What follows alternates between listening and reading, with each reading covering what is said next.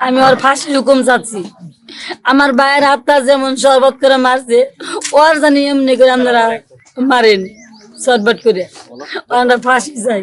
তো লাইন করে বিয়ে করতে ওর অনেক জায়গায় নিয়ে থাকছে। পার্সোনালি মনে করতেছি যে এখানে পরিকল্পিত হত্যাকাণ্ড থাকতে পারে, যেটা যিনি এর সাথে জড়িত তাদেরকে দৃষ্টান্তমূলক শাস্তির ব্যবস্থা করার জন্য দাবি জানাচ্ছি আর কি এলাকাবাসীর পক্ষ থেকে। কাকা কাকের অবস্থা খুবই নাজেহাল, কারণ তারা ছেলে হারাইছে, তাদের কষ্টটা অন্যরকম। কিন্তু তাদের পক্ষ থেকে আমি বলতেছি সর্বোচ্চ শাস্তির ব্যবস্থা করা হোক।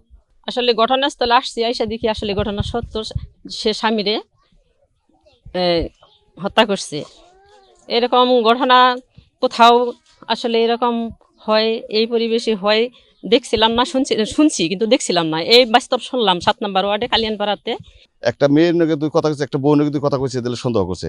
এই হিসাবে দুনজা রাইতে দুনজা মারামারি করছে, খাইটাতে বাড়ি দিছে। বুঝছেন, এটার আমরা বিচার চাই, শক্ত বিচার চাই। তো লাইন করে বিয়ে করতে ওর অনেক জায়গায় নিয়ে থাকছে, কিন্তু আমার এই গোষ্ঠীর ভিতরে ওর খুবই মায়া করে রাখছে, কিন্তু ওর পারে নাই ওর বউর দালাই।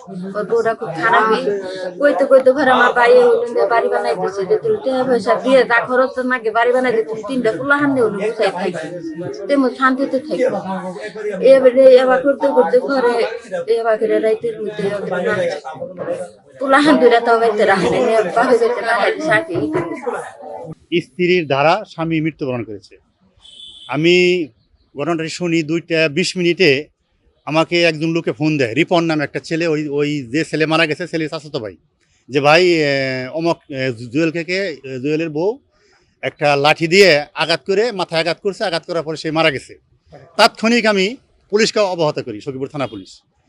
তারপরে পুলিশকে নিয়ে আমি 3টার দিকে অলরেডি পুলিশের গাড়ি নিয়ে ফোর্স নিয়ে ওইখানে যাই।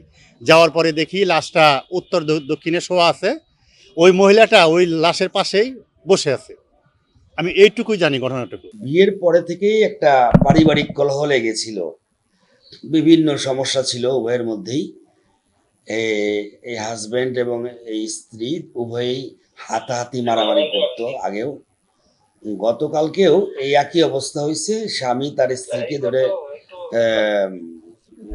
কথাবার্তার এক পর্যায়ে, রাগারাগির এক পর্যায়ে হাতাহাতি শুরু হয়। স্ত্রীকে স্বামী ধরে মারে, তখন স্ত্রী নিজেও একটা কাঠের চলা দিয়ে, হাতের কাছে ছিল সেই চলা দিয়ে তার স্বামী জুয়েলের মাথায় আঘাত করে। পরে সে কিছুক্ষণের মধ্যে মারা যায়। এই ব্যাপারে আমরা নিয়মিত মামলা নিয়েছি, পোস্টমর্টেম করতে পাঠাইছি ডেড বডি, আসামিকে নিজেদের পুলিশি হেফাজতে নিয়েছি।